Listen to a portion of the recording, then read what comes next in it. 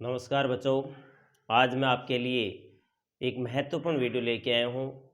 यह video model paper से संबंधित है जो मैंने बोर्ड परीक्षा 2023 के लिए बनाया है, जिसमें पार्ट ए और पार्ट बी के दो वीडियो मैं पहले ही डाल चुका हूँ। ये अपना इस सत्र का अंतिम वीडियो है बोर्ड परीक्षा से संबंधित, जिसमें पार्ट सी और डी मैंने शामिल किए हैं। पार्ट सी में 3 नंबर के 4 प्रश्न आएंगे और पार्ट डी में प्रत्येक प्रश्न 4 अंक का होगा और 3 प्रश्न आएंगे। तो इसमें पार्ट सी की बात करते हैं, यानी खंड सी, जिसमें 4 प्रश्न होंगे और प्रत्येक जो प्रश्न है वो 3 अंक का होगा। प्रत्येक प्रश्न 3 अंक का होगा, ठीक है। तो इसमें प्रश्न 17 से लेकर 20 तक होंगे। तो प्रश्न नंबर 17 से स्टार्ट करते हैं। प्रश्न नंबर 17। तो प्रश्न ये है कि दीवारों पर सफेदी करने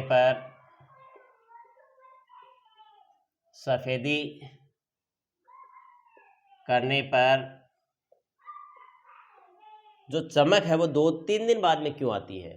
तो दीवारों पर सफेदी करने पर चमक 2-3 दिन बाद में आती है, क्यों।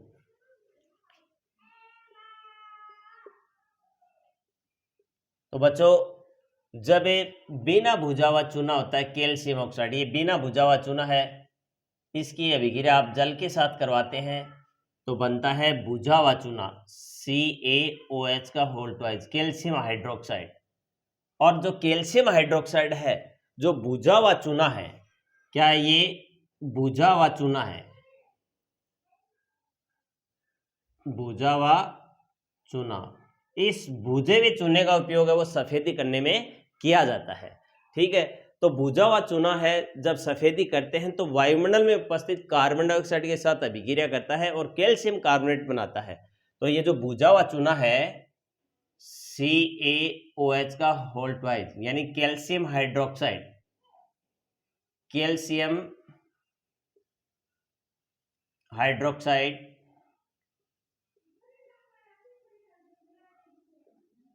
हाइड्रोक्साइड है, ये वायुमंडल में उपस्थित CO2 के साथ क्रिया करता है और कैल्शियम कार्बोनेट बनता है। क्या बनता है? कैल्शियम कार्बोनेट बनता है। और कैल्शियम कार्बोनेट बनने में 2-3 दिन का टाइम लग जाता है। इसी कारण जब दीवारों पर सफेदी की जाती है तो जो चमक है वो 2-3 दिन बाद में आती है। तो ये प्रश्न मेरे हिसाब से आप समझ गए हैं कि दीवारों पर सफेदी करते हैं तो चमक 2-3 दिन बाद में क्यों आती है। तो इसका कारण है कि कैल्शियम हाइड्रोक्साइड है, इसकी अभिक्रिया जब वायुमंडल में उपस्थित CO2 के साथ होती है तो कैल्शियम कार्बोनेट बनने में थोड़ा समय लगता है। इसमें क्या है कि कैल्शियम कार्बोनेट बनने में थोड़ा समय लगता है, इसी कारण दीवारों पर जो सफेदी की जाती है तो चमक वो 2-3 दिन बाद में आती है। तो ये इसका पहला प्रश्न था। दूसरा भाग है इसका, एक रासायनिक समीकरण दी गई है। कैल्शियम ऑक्साइड है, कैल्शियम ऑक्साइड नहीं, कॉपर ऑक्साइड है, इसके हाइड्रोजन के साथ अभिक्रिया करवाई जाती है तो कॉपर प्लस H2O बनता है, यानी कॉपर ऑक्साइड की अभिक्रिया हाइड्रोजन के साथ करवाई जाती है तो क्या बनता है? कॉपर और जल बनता है। इसमें पूछा गया है उपरोक्त अभिक्रिया में उपरोक्त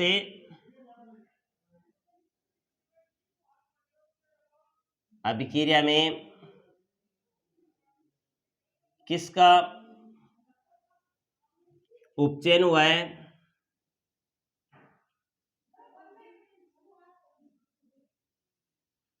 तथा किसका अपचयन हुआ है, अपचयन हुआ है। तो यहां पर देखिए कि कॉपर ऑक्साइड से क्या बना है, कॉपर ऑक्साइड से कॉपर बना है। तो कॉपर ऑक्साइड में से ऑक्सीजन हट रही है, तो ऑक्सीजन का हटना क्या है, ऑक्सीजन का हटना क्या है, अपचयन है। तो कॉपर ऑक्साइड का कॉपर में क्या हो गया, अपचयन हो गया।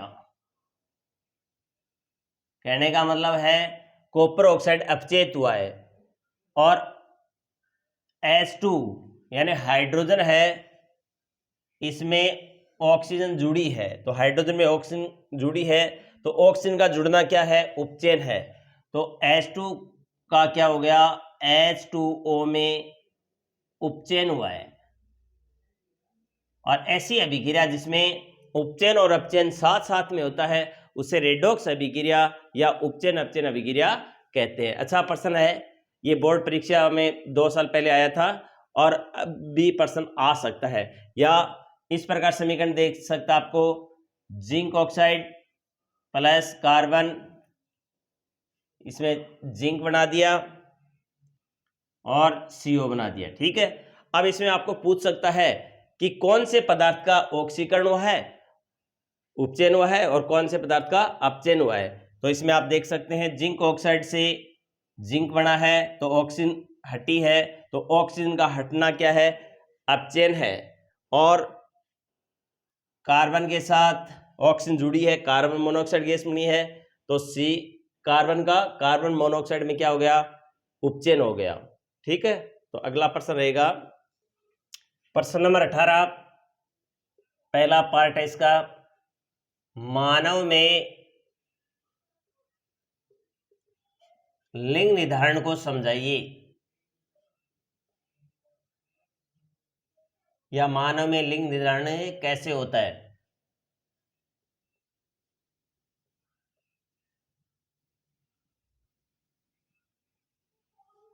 तो इसमें आप इसको इस प्रकार लिख सकते हैं, जैसे ये नर है जिसमें 44 प्लस XY गुणसूत्र होते हैं,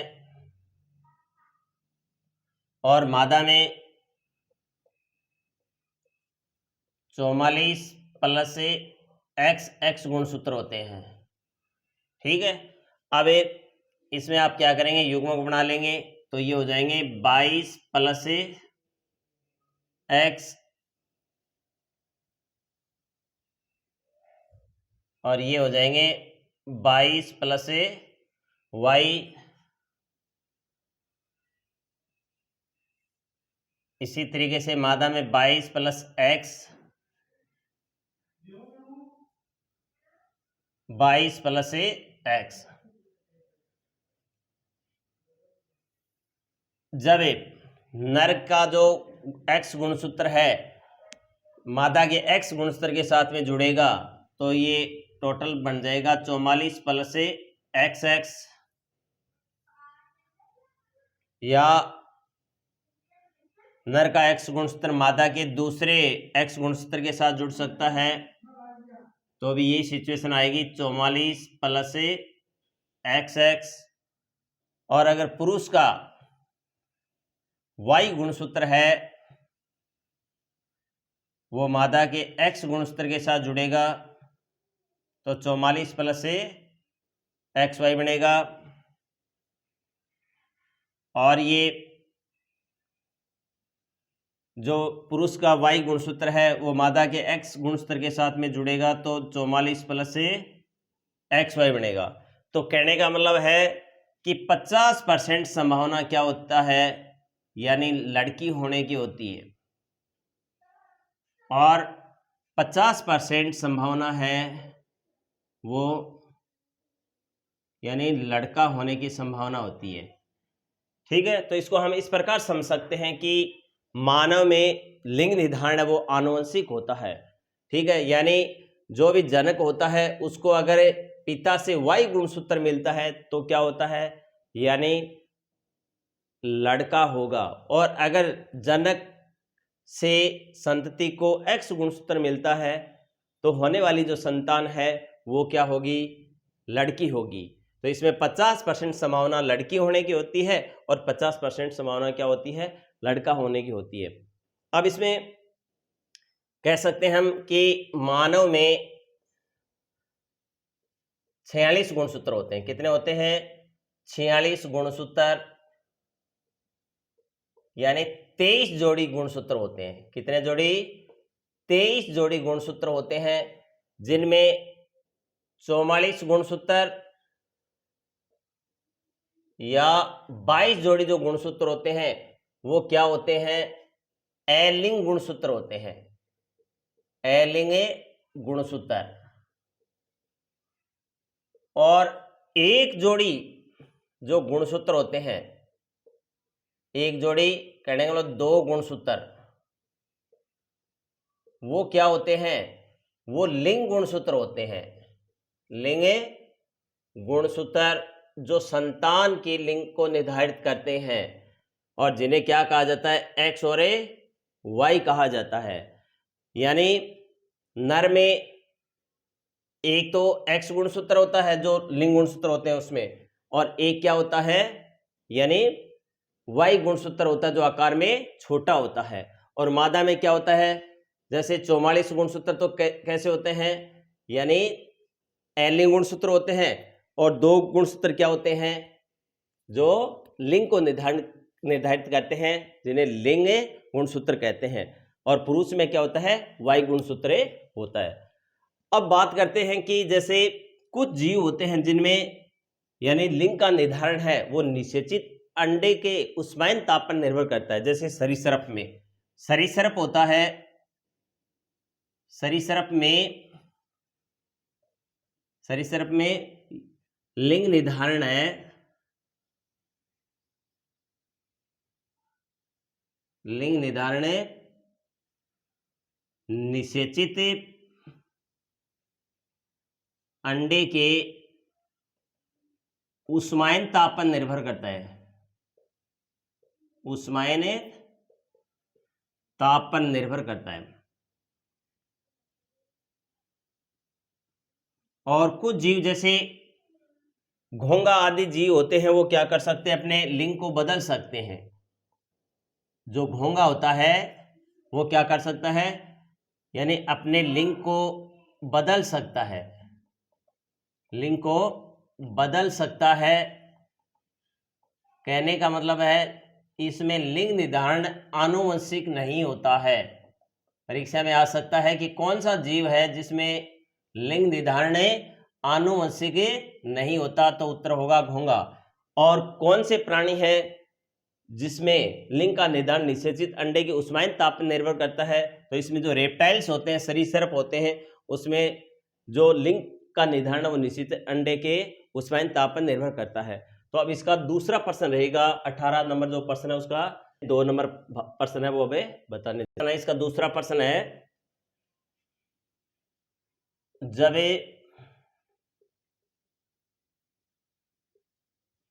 गोल हरे तथा जूरीदार पीले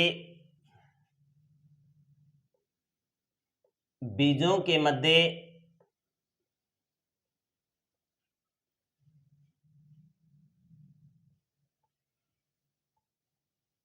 संकरण करवाया जाता है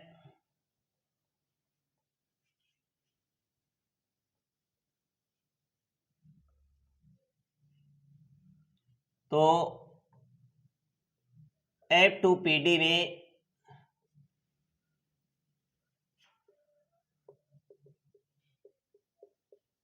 प्राप्त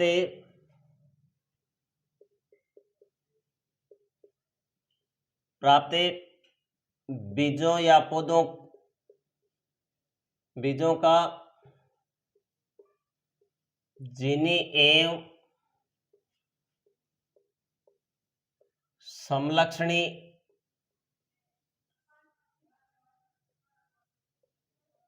अनुपात लिखिए। या ये प्रश्न ऐसे भी आ सकता है कि द्विसंकट संकट से आप क्या समझते हैं? जब गोल हरे तथा जुरीदार पीले बीजों के मध्य संकरण करवाया जाता है तो इसको चेकर बोर्ड की सहायता से समझाइए। तो इसको हम इस प्रकार हल कर सकते हैं।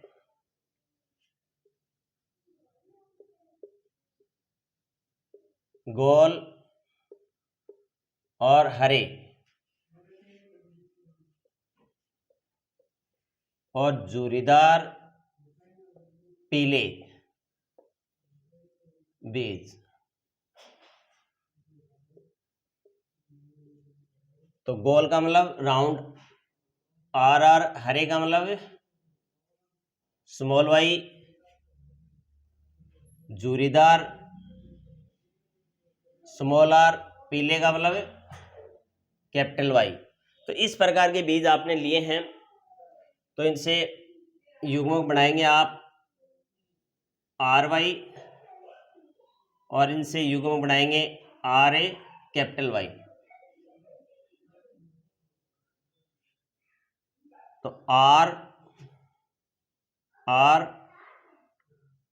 Y Y. तो इस प्रकार के यानी F1 जो पीटी है उसमें किस प्रकार के जो बीज वो आपको प्राप्त होंगे? गोल और पीले बीज प्राप्त होंगे। अब इसमें आप क्या करवाएंगे? स्वपरागण करवाएंगे।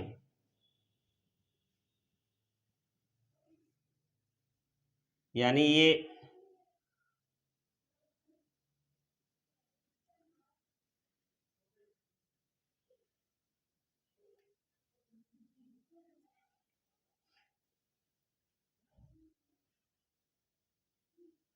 गोल पीले बीज इनके मध्य क्या करवाएंगे?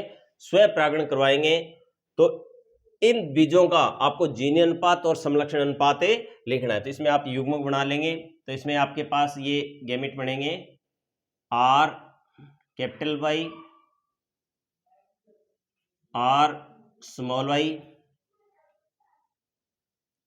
Small R capital Y, small R small Y. तो इस प्रकार आपके पास ये गैमेट आएंगे और इनके मध्य आप यानी इस प्रकार आप इनका जीनी अनुपात और समलक्षण अनुपात निकाल सकते हैं।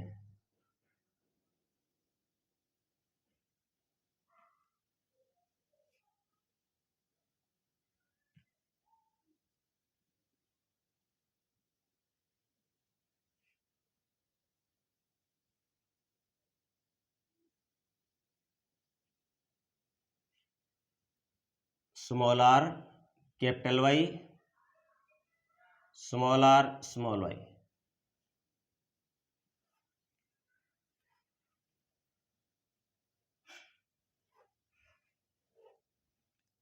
इस प्रकार आप 16 डिब्बे बना लेना।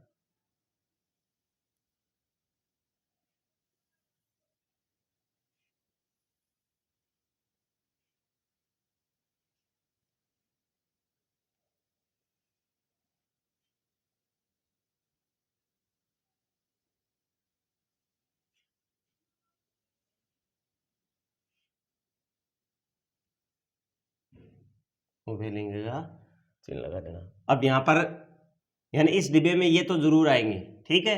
तो आप लिख सकते हैं R capital Y, R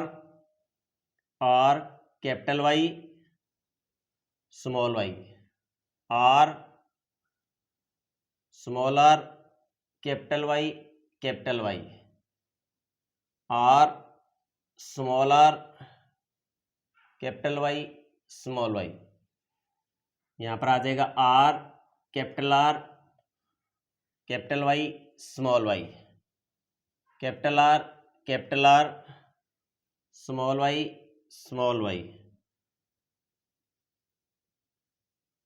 capital R small R, capital Y small Y, capital R small R, capital Y small Y small Y, capital R small R, capital Y capital Y, capital R small R, capital Y small Y, small R capital Y, small R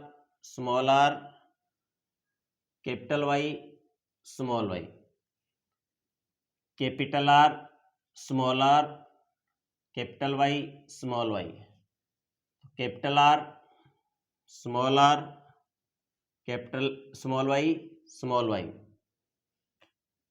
small R capital Y small Y, small R small Y small Y.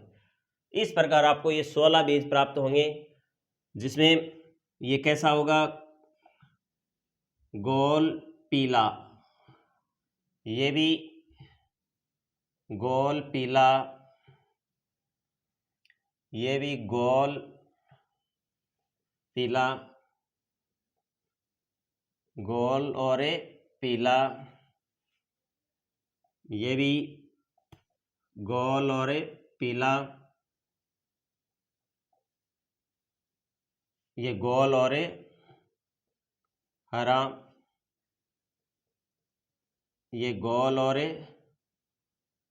पीला, ये गोल और हरा, ये गोल और पीला, ये गोल और पीला, ये जूरीदार पीला, ये जूरीदार पीला, ये गोल पीला, ये गोल हरा, और ये जूरीदार पीला, और ये जूरीदार हरा। तो इस प्रकार आप इसमें लक्षण लिख लेना, जैसे कितने तो बीज है वो गोल और पीले हैं, कितने हैं वो गोल और हरे रंग के हैं, और कितने हैं वो जूरीदार पीले हैं, और कितने हैं वो जूरीदार हरे हैं। ये एक तरीके से 4 लक्षण हो गए। तो इसमें जैसे गोल पीला, तो 1 2 3 4 5 6 7 8 और 9। तो 9 जो बीज अब आपको कैसे प्राप्त हुए हैं, यानी गोल और पीले। अब गोल और हरे देखो, तो ये गोल और हरा 1, गोल और हरा 2, गोल और हरा 3, ये 3 हो गए। अब जूरीदार पीला, जूरीदार पीला 1, जूरीदार पीला 2, और जूरीदार पीला 3, और जूरीदार हरा 1 है। तो इस प्रकार प्राप्त बीजों का जो समलक्षणी अनुपात है, कौन सा अनुपात है, समलक्षणी अनुपात, समलक्षणी अनुपात है वो हो जाएगा 9:1। 3:1। और अगर इसका जीनी अनुपात भी पूछा जाए तो ये आप याद कर लेना, जीनी अनुपात 12:24:12:12:1। तो 1:2:4:1:1:2:1। ये टोटल जोड़े 16 होना चाहिए। तो इस प्रकार इस सवाल को आप हल कर सकते हैं। और अगर परीक्षा में ये प्रश्न ऐसे आ जाए, द्विसंकरण संकरण से आप क्या समझते हैं, तो आप इसको ऐसे लिखना कि ऐसा संकरण जिसमें दो लक्षणों की वंशागति का अध्ययन किया जाता है द्विसंकरण संकरण कहलाता है। ठीक है। और ये क्या है कि ये मेंडल के स्वतंत्र अपव्यय के नियम को भी स्पष्ट करता है कि इसमें जब एक लक्षण की जब दो या दो से अधिक लक्षणों के एक साथ वंशागति का अध्ययन किया जाता है तो एक लक्षण की उपस्थिति का दूसरे लक्षण के ऊपर कोई प्रभाव नहीं पड़ रहा है। यहाँ पर प्रत्येक लक्षण स्वतंत्र होकर के अगली पीढ़ी में जा रहा है। तो अगला प्रश्न रहेगा वे प्रश्न नंबर 19। तो इसमें पहला प्रश्न रहेगा,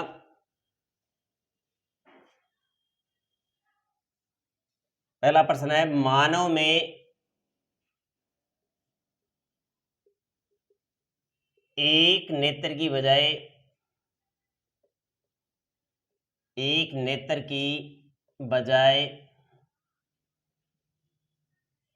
दो नेत्र होने का क्या लाभ है। दो नेत्र होने का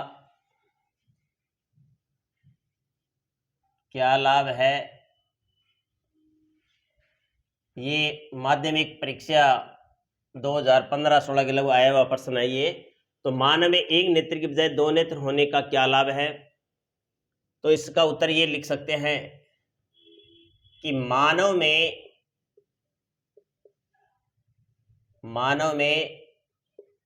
एक नेत्र का जो दृष्टि क्षेत्र होता है वो 150 डिग्री तक होता है। दृष्टि क्षेत्र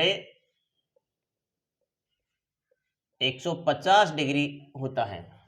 यानी आप एक नेत्र से अगर देखते हैं तो आपको केवल 150 डिग्री तक का क्षेत्र वो दिखाई देता है। और जब ये दो नेत्र है तो इससे आप केवल यानी 180 डिग्री तक का जो एरिया है वो देख सकते हैं। तो दो नेत्र होने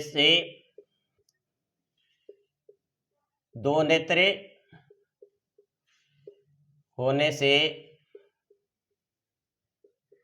आप 180 डिग्री तक का क्षेत्र देख सकते हैं। और अगर यही प्रश्न इस प्रकार आ जाए कि मानव में जो नेत्र होती हैं वो सामने होने का क्या लाभ है, तो इसका उत्तर आप ये लिख सकते हैं बच्चों कि मानव में जो नेत्र है वो सामने होती हैं तो इससे आपको जो संसार है वो त्रिविम दिखाई देता है। संसार है वो कैसा दिखाई देता है, त्रिविमीय। यानी आपको लंबाई चौड़ाई और उसकी गहराई का भी आभास होता है। अगर एक आंख से देखेंगे तो आपको यानी उसकी जो गहराई है वो उसका आभास नहीं होगा। तो नेत्र मानव में सामने होने का क्या लाभ है कि संसार आपको त्रिविमीय दिखाई देता है।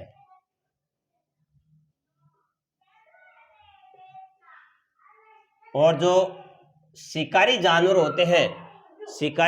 होते हैं तो उसमें जो नेत्र होती हैं वो थोड़ी पीछे की तरफ होती हैं। तो इसका उसको फायदा ये होता है कि उसका जो दृष्टि क्षेत्र है वो और अधिक बढ़ जाता है। यानी जानवरों में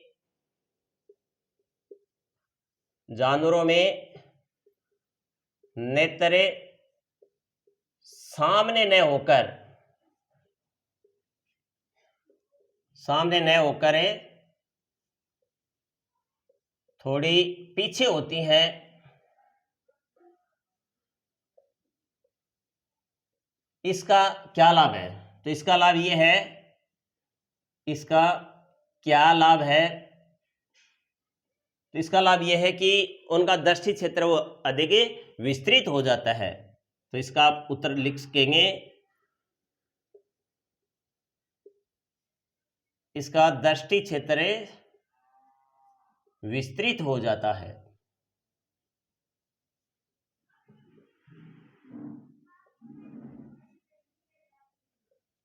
और अगला प्रश्न है बच्चों, जो 19वां प्रश्न है उसका दूसरा भाग,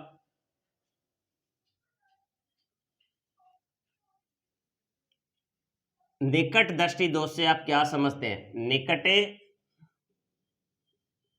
दृष्टि दोष से आप क्या समझते हैं?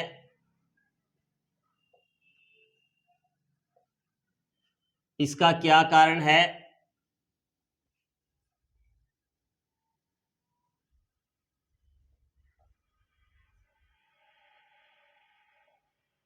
और इसका निवारण कैसे किया जाता है? इसका निवारण कैसे किया जाता है?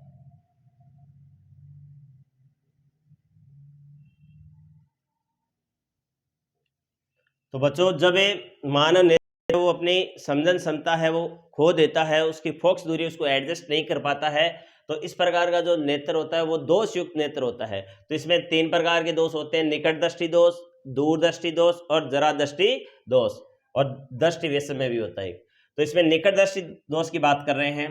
तो निकट दृष्टि दोष में क्या होता है कि ऐसा दृष्टि दोष जिसमें व्यक्ति को निकट की वस्तु तो साफ दिखाई देती है लेकिन दूर की वस्तु स्पष्ट दिखाई नहीं देती है, निकट दृष्टि दोष से कहलाता है।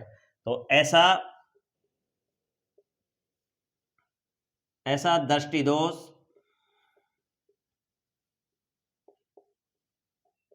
जिसमें व्यक्ति को निकट की वस्तु स्पष्ट दिखाई देती है, निकट की वस्तु स्पष्ट दिखाई देती है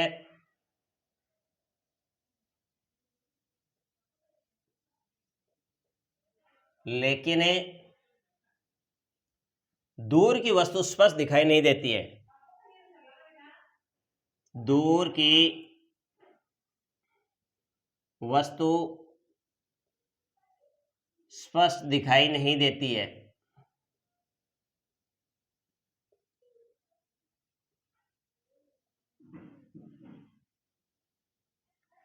ऐसे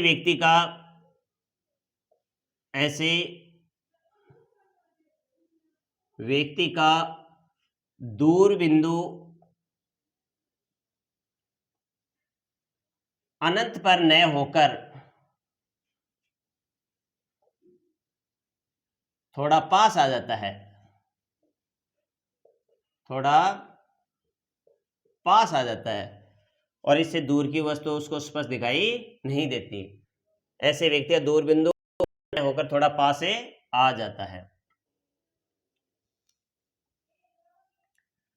तो इस दोष के कारण व्यक्ति का जो प्रतिबिंब है वो अनंत या दृष्टि पटल पर न बन के दृष्टि पटल से थोड़ा पहले बन जाता है। जैसे ये एक मानव नेत्र है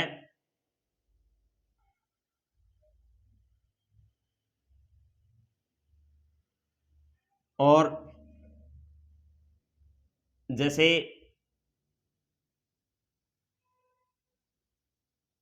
यहां से ये प्रकाशीय किरण चलेंगे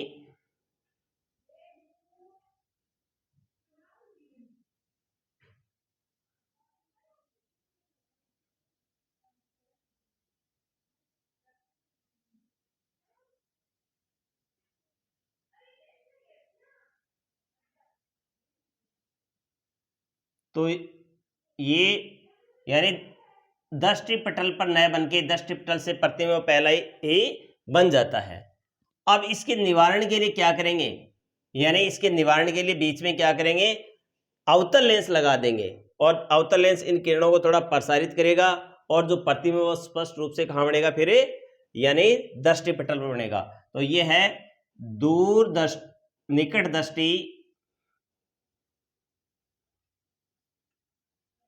निकट दृष्टि दोष युक्त नेत्र। और इसके लिए निवारण के लिए क्या करेंगे,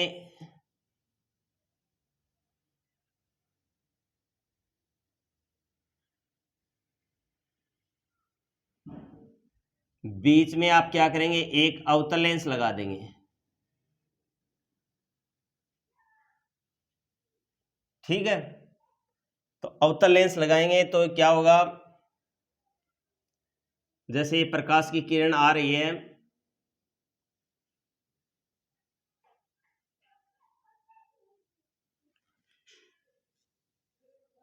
तो इसमें बीच में क्या करेंगे, एक अवतल लेंस लगा देंगे। तो अवतल लेंस क्या करेगा, प्रकाश की किरणों को फैलाएगा,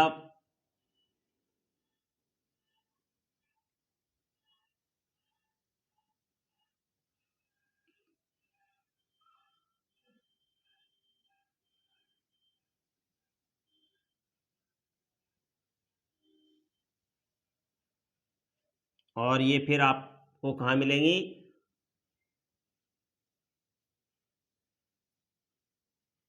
ये रेटिना पर मिलेंगी। ठीक है, तो इस प्रकार अवतल लेंस के द्वारा हम इस दोष का निवारण कर सकते हैं। ठीक है, तो इसमें वैसे भी देखिए कि निकट दृष्टि दोष में, निकट की बात करें तो निकट में कितने अक्षर हैं, 3 है। तो निकट दृष्टि दोष के निवारण के लिए कौन सा लेंस काम में लिया जाता है, निकट में 3 अक्षर हैं, तो 3 का इलाज होगा 4 से, तो यानी अवतल लेंस। ठीक है, और दूर दृष्टि दोष की बात करें तो दूर में 2 अक्षर हैं, तो दूर का इलाज होगा दूर दृष्टि दोष का उत्तल लेंस यानी 3 से। अब इसका कारण होता है कि एक तो जो नेत्र गोलक होता है वो लंबा हो जाता है, यानी इस दोष का जो कारण बताया है वो नेत्र गोलक का लंबा होना,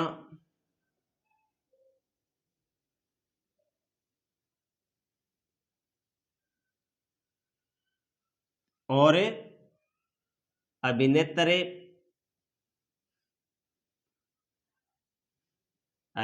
लेंस की वक्रता का अत्यधिक होना, वक्रता का अत्यधिक होना, ये 2 रीजन है। ठीक है, जिससे इसकी जो फोकस दूरी है उस पर प्रभाव पड़ जाता है। सर इसका पहला प्रश्न कर रहे हैं, लेंस सूत्र लिखो। और दूसरा प्रश्न है,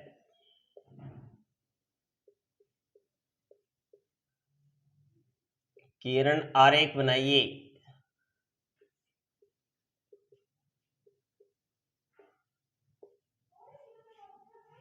जब वस्तु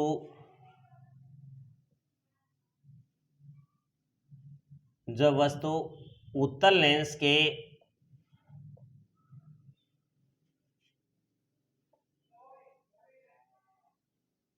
बिंदु 2F1 से परे हो। ठीक है, या 2 नंबर पॉइंट दे दे आपको, जब वस्तु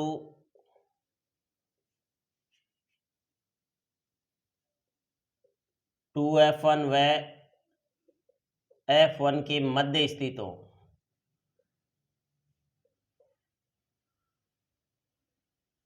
तो इनका एक अलग से वीडियो डालूंगा बच्चों में, उत्तल लेंस से जो किरण आरेख कैसे बनाए जाते हैं, अवतल लेंस से कैसे बनाए जाते हैं, दर्पण से कैसे बनते हैं, उनका एक अलग वीडियो डालूंगा, वो आप देख लेना। तो इसमें लेंस सूत्र लिखना है आपको, और इसका 3 नंबर प्रश्न है वो भी और लिख देता हूं।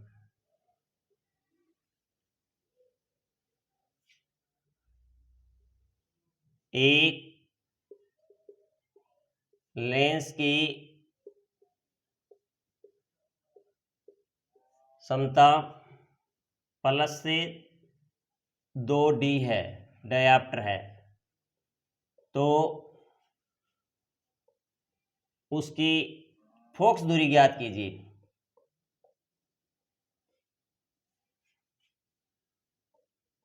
फोकस दूरी ज्ञात कीजिए और आपको ये भी बताना है कि ये किस प्रकार का लेंस होगा। तो इन प्रश्नों के उत्तर लिख रहा हूं मैं। लेंस उत्तर लिखो तो लेंस उत्तर का ये होता है फॉर्मूला, लेंस उत्तर 1/v माइनस 1/u बराबर 1/f। यहाँ पर v बराबर होता है प्रतिबिंब दूरी,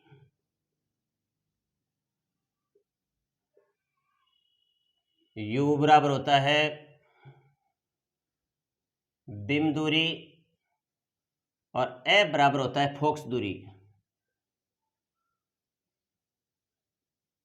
क्योंकि इससे संबंधित न्यूमेरिकल आता है, जब आपको ये चीज़ों का पता होता है कि यानी v क्या है, u क्या है, f क्या है, तब आप उस सवाल को हल कर सकते हैं। और इसमें कौन सी चीज़ माइनस में लेनी है, कौन सी प्लस में, वो मैं आपको बाद में बता दूंगा। कहने का मतलब यह है कि जैसे अभी आपको मैं स्पष्ट कर देता हूं कि जो चीज़ यानी अगर लेंस की बात करें, जो चीज़ इसको हम 4 भागों में डिवाइड कर देते हैं, तो ये वाई एक्स हो गया और ये एक्स एक्स हो गया, एक्स डैश एक्स। तो जो चीज़ बाएं साइड में आएगी, जैसे बिम हम बाएं साइड में लेते हैं तो बिम दूरी हमेशा माइनस में आएगी, बिम दूरी किस में आएगी, माइनस में। और प्रतिबिंब मोस्टली जैसे उत्तल लेंस में आगे बनता है, तो जो यानी प्रतिबिंब दूरी है वो किस में आएगी, प्लस में आएगी। और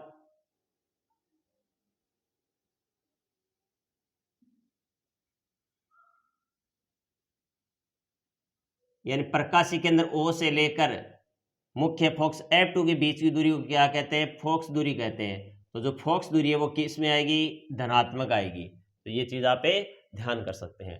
तो अब किरण आरेख बनाना आपको, जब उत्तल लेंस के बिंदु 2F1 से परे हो, तो जैसे 2 नंबर प्रश्न आइए, तो उत्तल लेंस का आपको चित्र बनाना जरूरी है। ये मुख्य एक्स हो गया, प्रकाशीय केंद्र O हो गया, F1 हो गया, 2F1 हो गया, इधर F2 हो गया और ये 2FA2 हो गया। ठीक है, वस्तु आपने कहाँ ली है, वस्तु 2F1 से परे होनी चाहिए। कहाँ होनी चाहिए, यानी वस्तु कहाँ होनी चाहिए, वस्तु 2F1 से परे हो। तो यहां पर आपने बिंब ले लिया है,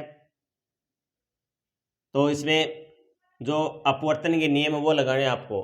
तो अपवर्तन का एक नियम क्या कहता है कि मुख्य अक्ष के समांतर चलने वाली प्रकाश की किरण लेंस से अपवर्तन के पश्चात फोकस F2 से होकर गुजरती है। पहला नियम क्या कहता है कि मुख्य अक्ष के समांतर चलने वाली प्रकाश की किरण लेंस से अपवर्तन के पश्चात फोकस F2 से होकर गुजरती है।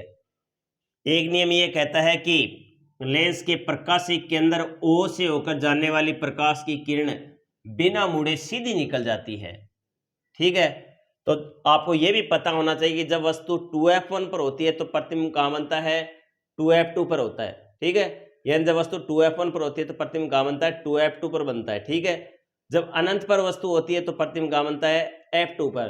तो अब यानी आधा वस्तु आगे आ गई है तो प्रतिबिंब F2 और 2F2 के बीच में बनेगा। तो आपका टारगेट पहले ये सेट होना चाहिए कि मेरे को यानी प्रतिबिंब कहाँ बनाना है। तो आपका टारगेट ये होना चाहिए कि मेरे को वस्तु का जो प्रतिबिंब वो कहाँ बनाना है, वस्तु का प्रतिबिंब वो इन दोनों के बीच में बनाना है। ठीक है, यानी F2 और 2F2 के बीच में। तो दोनों जो किरणें हैं इनको आप इस प्रकार खींचिए कि दोनों वहां पर मिले। ठीक है, तो इस प्रकार ये आप यानी वस्तु का जो प्रतिबिंब है वो बना सकते हैं। तो जब वस्तु 2F1 से परे हो तो प्रतिबिंब कहाँ बनेगा, प्रतिबिंब बनेगा F2 व 2F2 के मध्य बनेगा। इसमें आपने जो किरण है वो वास्तव में मिलाई है, तो ये कैसा बनेगा, वास्तविक बनेगा। और वास्तविक जो प्रतिबिंब होते हैं वो कैसे होते हैं, उल्टे होते हैं। इसमें शीर्ष ऊपर की तरफ, इसमें नीचे की तरफ, तो वास्तविक तथा उल्टा बनेगा। और जब वस्तु का प्रतिबिंब 2F2 पर बनता है तब बराबर बनता है, 2F2 से आगे बनता है तो बड़ा बनता है, 2F2 से बाएं साइड बनता है तो छोटा बनता है। तो प्रतिबिंब कैसा बनेगा, यानी छोटा बनेगा। अब अगर यह पूछ लिया जाए आपको कि जब वस्तु 2f1 व f1 के मध्य स्थित हो, ये है जब एक वस्तु 2f1 व जब वस्तु कहाँ हो 2f1 व f1 के मध्य स्थित हो, 2f1 व f1 के मध्य स्थित हो, तो इधर ये f1, ये 2f1, f2, 2f2, आपने बिंब यहां ले लिया है, ये प्रकाश की किरण चली f2 से होकर गुजरी। अब आपको पहले ही माइंड में सेट कर लेना कि मेरे को प्रतिबिंब कहाँ बनाना है। जब वस्तु 2f1 पर होती है, प्रतिबिंब 2f2 पर बनता है, तो यहाँ यानी वस्तु आधा आगे आ गया है, तो प्रतिबिंब भी आधा आगे जाएगा। तो कहने का मतलब आपका प्रतिबिंब पहले ही आप सेट कर लो कि 2f2 से आधा आगे बनेगा, तो ये प्रकाश की किरण आपको यहाँ से लानी है। अब इस प्रकार आप पहले से सेट कर लो कि मेरे को किरण है वो 2f2 से आगे मिलानी है, तो इस प्रकार ये प्रकाश की किरणें आप ले जाना। तो प्रतिबिंब कहाँ बनेगा 2f2 से परे बनेगा, और कैसा बनेगा वास्तविक एवं उल्टा बनेगा, और काफी बड़ा बनेगा, काफी बड़ा बनेगा, विवर्धित बनेगा, यानी 2f2 से प्रतिबिंब आगे बनते काफी बड़ा बनेगा। अब एक न्यूमेरिकल और है बच्चों कि एक लेंस की क्षमता 2d यानी 2 डायप्टर है, तो उसकी फोकस दूरी ज्ञात कीजिए। तो इसको हम इस प्रकार हल कर सकते हैं। तो एक लेंस की क्षमता 2 डायप्टर है, तो उसकी फोकस दूरी ज्ञात कीजिए। तो आप देखिए कि यानी आपको क्या दिया गया, लेंस क्षमता दी गई है, तो लेंस क्षमता को आप किससे लिखते हैं, P से लिखते हैं, पावर। ये आपको दिया गया है 2 डायप्टर, यानी लेंस क्षमता का मात्रक भी पूछा जा सकता है, तो क्या होता है डायप्टर होता है। अब आपको पूछा क्या है, फोकस दूरी पूछा है F। तो आप देखिए कि गणित का नियम भी ये कहता है कि आपको क्या दिया गया है, क्या ज्ञात करना है, और कौन सा सूत्र प्रयुक्त होगा। तो यानी ये सूत्र काम में आता है कि यानी फोकस दूरी के व्युत्क्रम को क्या कहते हैं, लेंस क्षमता कहते हैं। तो P बराबर 1/f हो गया। अब आपको P दिया गया है, F ज्ञात करना है, तो वज्र गुणा कर लो आप, P इंटू F बराबर 1, आपको F ज्ञात करना है, तो F बराबर हो जाएगा 1/P। तो आपके पास P बराबर 1 यानी F बराबर 1/P, P का मान आपके पास है 2, तो ये आ गया 0.5 मीटर या सेंटीमीटर, ठीक है। तो इसमें यानी जो फोकस दूरी है वो कितनी होगी, यानी 0.5 सेंटीमीटर होगी। अब अगर फोकस दूरी किस में आ रही है, फोकस दूरी किस में आ रही है, प्लस में आ रही है, तो कौन सा लेंस है, देखो इधर f1, इधर है 2f1, f2, 2f2। तो प्रकाश की किरणें जैसे मुख्य अक्ष के समांतर चली और लेंस से अपवर्तन के पश्चात फोकस से f2 से होकर गुजरी, तो प्रकाशीय केंद्र O और f2 के बीच की दूरी को क्या कहते हैं, फोकस दूरी। फोकस दूरी यानी प्रकाशीय केंद्र O व मुख्य फोकस f2 के बीच की दूरी को, मुख्य फोकस f2 के बीच की दूरी को क्या कहते हैं, फोकस दूरी कहते हैं। तो फोकस दूरी प्लस में, ये प्लस में आएगी क्योंकि ये किस पर स्थित है, ये x डैश और x और इधर वाले मान वो प्लस में होते हैं, तो इसका मतलब उत्तल लेंस की फोकस दूरी क्या होती है, धनात्मक होती है। मान धनात्मक है तो इसका मतलब है ये कौन सा लेंस है, यह उत्तल लेंस है। यह कौन सा लेंस है, यह उत्तल लेंस है। और अगर ये माइनस में होता तो ये अवतल लेंस होता। कैसे होता, देखो जैसे ये अवतल लेंस बनाया आपने, ठीक है। ये मुख्य एक्स बना दिया, ये प्रकाशी केंद्र ओ बना दिया, इधर ये F1, ये 2F1। अनंत से प्रकाशी किरणें चलेगी और ये लेंस क्या करता है, प्रकाशी किरणों को फैलाता है। तो इसको पीछे की तरफ हम बढ़ाते हैं तो अपने को F1 से आती हुई प्रतीतें होती हैं। अब इसमें देखो, इसमें फोकस, मुख्य फोकस की परिभाषा लिखेंगे तो आप यानी प्रकाशी केंद्र O से F1 के बीच की दूरी को क्या कहते हैं, फोकस दूरी कहते हैं। अब इसको दो भागों में डिवाइड करें, वाई एक्स और एक्स एक्स में, तो इसमें क्या है, यानी जो एक्स डैश वाला जो मान है यानी माइनस की साइड में इसमें मुख्य फोकस आ रहा है, यानी जो मुख्य फोकस है वो कहाँ है, यानी O से लेकर F1 के बीच की दूरी को क्या कहते हैं, फोकस दूरी कहते हैं। तो इसमें जो फोकस दूरी वो क्या आ रही है, माइनस में आ रही है। तो अवतल लेंस की फोकस दूरी ऋणात्मक होती है।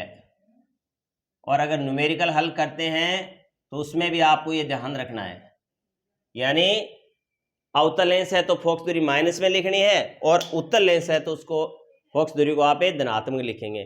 तो आज बच्चों वीडियो थोड़ा लंबा हो गया है, तो इसलिए मैंने ये सोचा है कि केवल जो सी सेक्शन है उसी तक का वीडियो बनाया जाए, और जो डी सेक्शन है जिसमें 3 प्रश्न है, सॉरी, वो तीनों प्रश्नों का जो वीडियो है वो अलग से डालूंगा मैं। अपना जो वीडियो है वो आपको कैसा लगा, अच्छा लगा तो आप वीडियो को शेयर, लाइक, कमेंट जरूर करना। थैंक्स।